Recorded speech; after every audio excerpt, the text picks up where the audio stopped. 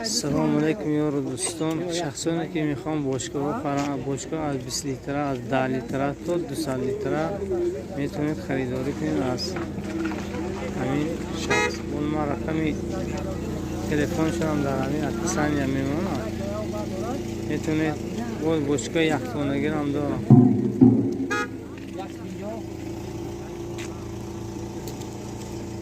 باشگاه چند سو میشیدم؟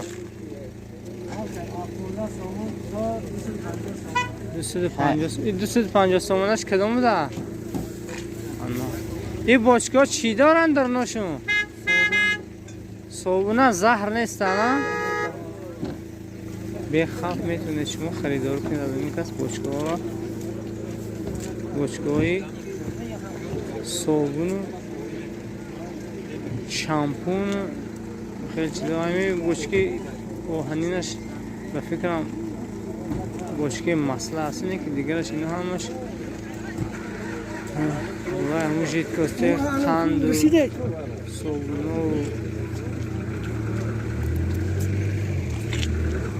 و این شخص میتونن این کس میتونن بازاره یکم مشسکه دویم مشسکه و سیم مشسکه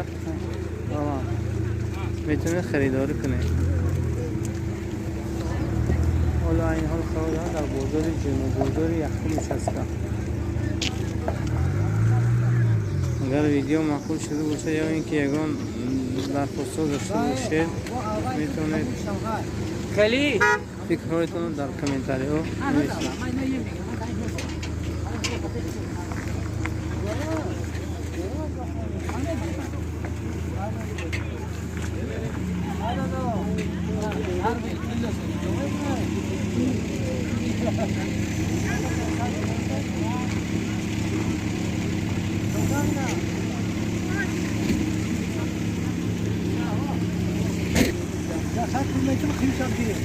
نه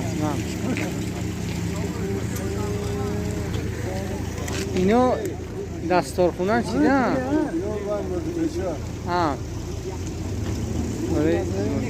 چند سومی بود یا؟ هاروی رزمیر سه بدوش